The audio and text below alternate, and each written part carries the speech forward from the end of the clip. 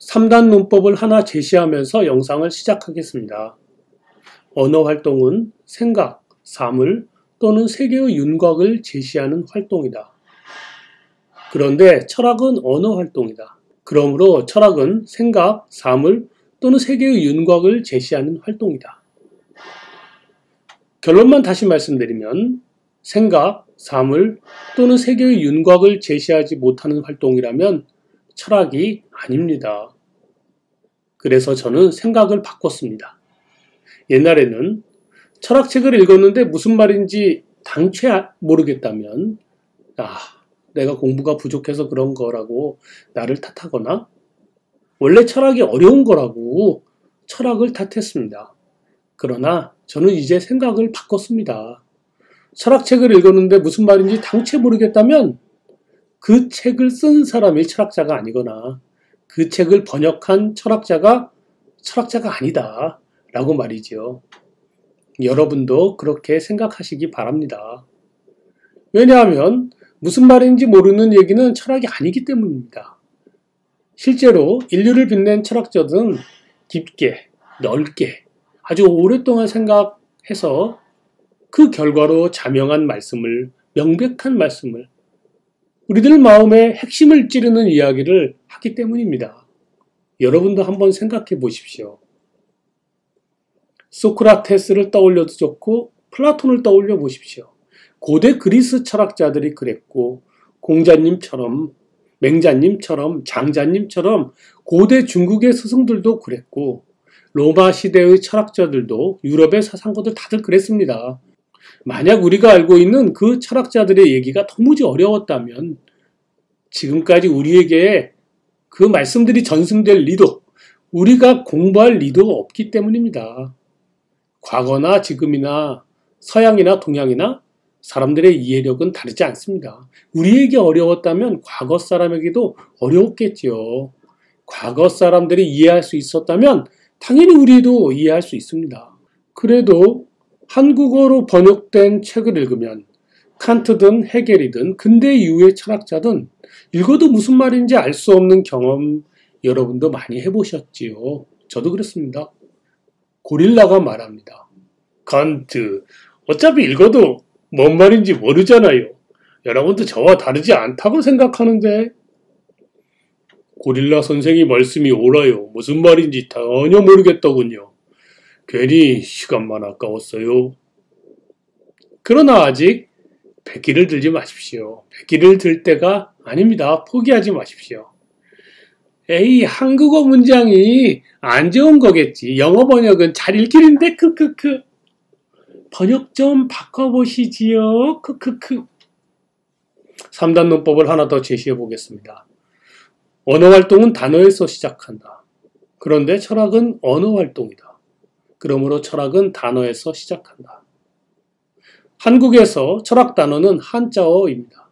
한자를 조립해서 한 단어를 만든 용어입니다. 누가 그런 단어를 발명한 것일까요? 니시 아마네, 후쿠자와 유키치, 일본 사람들이 만들어낸 일본어입니다. 지금 일본 사람들이 아닙니다. 일제시대, 제국주의 시대, 메이지 시대의 일본 사람들입니다. 그런 옛날 일본 학자가 한자를 조립해서 만든 일본어 단어를 한국식으로 표기했을 뿐인 철학 단어. 그것이 오늘날 철학 단어들의 상당수를, 어쩌면 대부분을 이룰 수도 있습니다. 이제 컨닝은 그만합시다. 쓸모없는 컨닝 페이퍼 이제 좀 버립시다. 어째서 과거 일본식 번역의 오류까지 우리의 족쇄가 되어야 합니까? 서양의 정신세계의 정수를 잘 모르던 메이지 시대의 일본 학자들입니다. 그 학자들 이후로 제국주의 시대가 일본에서는 펼쳐졌습니다. 번역이 정확한 것도 아닙니다. 훌륭한 번역, 무릎을 탁 치는 단어도 있었겠지만 서양의 정신 사상을 왜곡하는 그런 번역도 있지 않았겠습니까? 어째서 과거 일본식 번역의 오류까지 우리의 족쇄가 돼야 합니까? 그 단어의 뿌리가 일본이라고 해서 무조건 배격하지는 않습니다. 지금도 한국인의 일상 언어에서 사용된다면 그건 한국어입니다. 일상 언어로 사용되지 않는다면, 그래서 우리가 무슨 말인지 당초 모르겠다면 이제는 바꿔야 하지 않을까요? 제가 검증을 해봤습니다. 관역을 준비했습니다. 자, 이것이 제가 준비한 관역입니다. 번역 관역이라고 해두지요. 오른쪽에는 난이도입니다. 가운데는 중학교 수준으로는 알 수 있는 단어의 난이도부터 시작을 해서 오른쪽으로 갈수록 전문가 수준까지 난이도가 어려워집니다. 왼쪽으로는 번역 정합도입니다.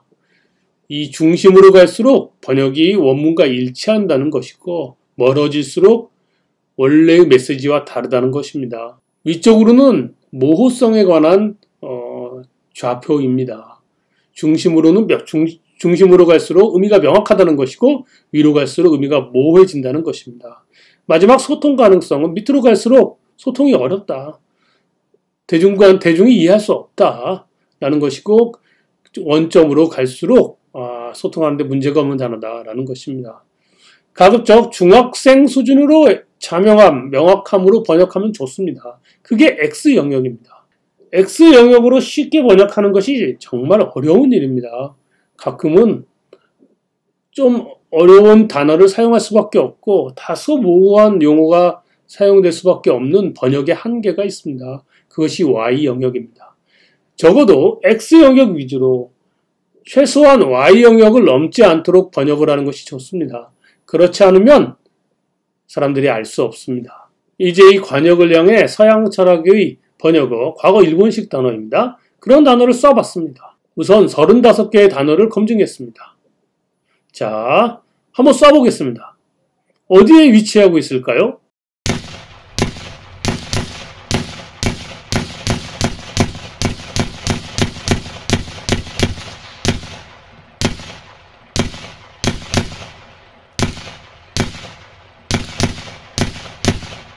(35개의) 단어 중에 누구나 이해하는 단어는 1개뿐이었습니다. 그나마 괜찮은 번역도 5개에 불과했습니다. 상당수의 단어는 전혀 의미를 알 수 없는 단어였습니다. 상당수의 단어는 그 단어를 만든 철학자의 원래 의미를 왜곡하고 있었습니다. 쉬운 한국어는 없었는가? 왜 없었겠어요? 평범한 단어를 찾고 잘 공유하면 됩니다. 그렇지만 한국 철학자들은 그게 아마도 과거 일제식 권위주의 문화의 결과인지도 모르겠습니다만은 쉬운 단어와 어려운 단어의 공평한 선택이라면 반드시 어려운 단어를 선택합니다. 철학자들은 학자이고 교수이고 지식인이니까 책도 많이 읽고 평생 공부하는 분들이라고 하니까 우리 일반인들은 자기 지식을 탓하거나 아니면 철학 자체를 탓합니다. 너무 어렵다고 말이죠? 한국 철학자들이 독자적인 사상을 주창하는 경우를 본 적이 없습니다. 제가 견문이 좁기 때문일지도 모르겠습니다. 그러나 번역할 때만큼은 아주 독창적이지요. 명료하고 단순한 원래의 메시지조차 난해하고 복잡한 문장으로 바꿔냅니다. 그것이 한국 철학자 특유의 특권의식인가 라고 생각한 적이 있습니다. 그래서 달콤하신가요? 이너서클에는 노인들과 꼰대가 많습니다. 참 병입니다. 조립된 한자어, 일본식 한자 조립어입니다. 그런 한자어를 사용하면 괜히 정확한 기분이 들지요. 그러나 그런 번역이 철학을 죽이는 겁니다. 혹시 철학자가 번역한 것인가요? 당신이 그 번역자이신가요? 그러면 당신이 철학을 죽이고 있는 셈입니다. 철학자 중 10이면 9, 공교육의 암기식 교육을 비판할 것입니다. 암기가 뭐냐고요? 생각하는 힘, 비판적 사고를 가르쳐야 한다고 말이죠. 그런데 막상 철학 교실에서는 철학 용어는 또 외워야 한다고 그렇게 철학자들이 가르칩니다. 암기식 공부로 철학을 공부했기 때문이겠지요. 평범한 한국어라면 그냥 외워집니다. 한국어인데 한국어로 표기되어 있는데 한국어가 아니니까 무슨 말인지 모르니까 외우라는 것이죠. 한국에서 위대한 사상가가 나오지 못하게 막는 것. 그게 바로 철학자들의 언어입니다. 철학 전공자들의 난공불락의 그 언어. 나쁜 취향 아닌가요?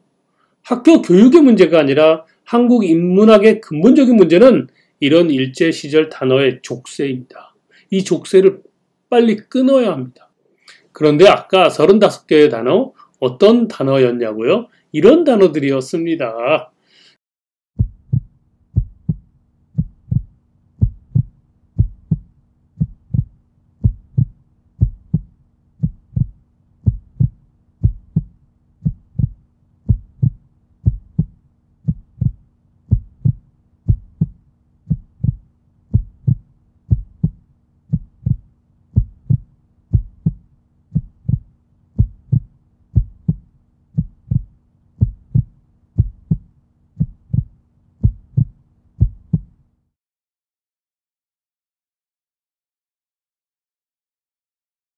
나중에 번역 관역을 쏘고 검증한 얘기를 하나씩 단어 하나씩 소개하고 설명하고 공유해 보도록 하겠습니다. 오늘 제가 이 영상으로 말씀드리고 싶은 것을 요약합니다.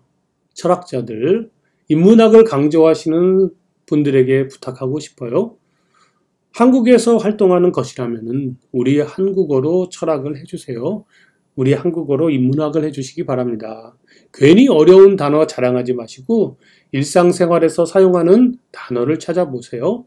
난이도, 번역이 좋은지, 명확한지, 소통하기 수월한지 모든 단어 하나하나씩 검증해 보시기 바랍니다. 독자들에게 말씀드리고 싶습니다. 뭔 말인지 당최 알지 못하겠는 철학은 없습니다. 읽어도 무슨 말인지 모르는 철학을 만나면 스스로를 자학하지 마십시오. 여러분 탓이 아닙니다. 물론 철학을 탓할 필요도 없습니다. 그 책을 번역한 사람의 한국어 단어 수준과 문장력이 비루하기 때문이었던 것입니다. 너무 애쓸 필요도 없습니다. 애쓰다 보면 여러분도 늙고 고집센 단어의 족쇄에 묶입니다. 철학은커녕 괜히 자기 자식을 자랑하는 병 허영이지 않습니까? 꼰대가 되는 지름길입니다. 시간이 걸리겠지만 21세기 평범한 한국어로 철학하는 날이 올 것이고 그러면 젊은 세대들이 우리들 늙은 세대들을 뛰어넘어 그들 중에서 인류의 스승이 나올 날이 올 것입니다. 철학은 언어활동이고 특권의식 같은 건 무용하며 결국 평범한 모국어에서 시작합니다. 어려운 단어는 달콤하지 않습니다. 감사합니다.